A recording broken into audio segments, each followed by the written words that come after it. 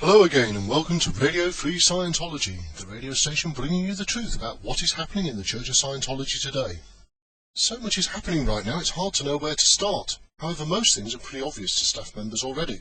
Massive blows, empty orgs, across-the-board stat crashes, constant set checks, policy reversals and contradictions, pressure to sell books and courses increasing. But bigger and badder things are happening and the staff are still not getting the full picture. Most people in the outside world now know that the famous actor Jason Beghe was a Scientologist. A few weeks back, the star decided to speak his mind in an explosive tell-all interview with longtime critic of the Church of Scientology, Mark Bunker. In this interview, the star explained how he got into Scientology and how he became disillusioned. The interview was recorded and was scheduled to be released on YouTube. However, Mark Bunker's YouTube channel was suspended just before the scheduled release. The OSA bragged that they did this on Alt Religion Scientology. Of course, this just caused a storm of controversy, so when the video was finally aired on YouTube's competitor, Vimeo, it received even more views than it would have otherwise. A new Scientological phrase has now been added to the glossary, FB, which is short for Fat Bullet. The Freewinds has been in dry dock now for a while, undergoing a much-needed refit. While this has been going on, the Freewinds delivery has been taking place at Flag. Recently, it's been announced that the Freewinds delivery at Flag has been extended until the end of May 2008. What was not announced, however, was why.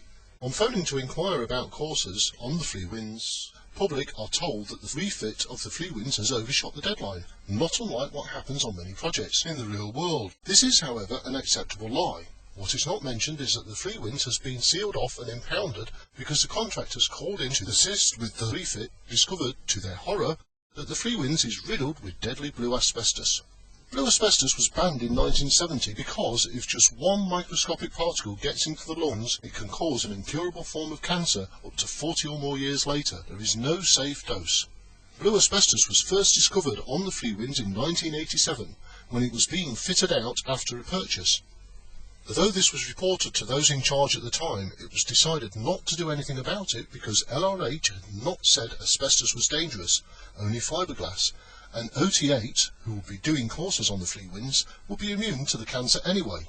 In 2001, Lawrence Woodcraft, the architect who discovered and reported the blue asbestos, signed an affidavit claiming that he had done this. Not only that, but that blue asbestos had been released into the ventilation system on at least one occasion. Once again, this brought the issue to the attention of the leaders of the Church of Scientology. This time it was denied. The fact that blue asbestos has been released into the ventilation system on more than one occasion is bad enough. The fact those responsible did nothing about it is worse. The Freewinds will now have to have all the asbestos removed very carefully. It will cost a lot of money to do this, but it is money that should have been spent 21 years ago. The real tragedy is that many people may well have already died from exposure, whose deaths could have been prevented.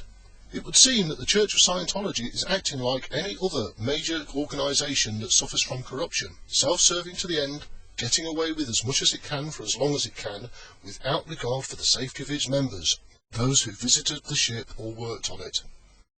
This has been a broadcast for Radio Free Scientology, the radio station that's bringing you the truth about what is happening in the Church of Scientology today.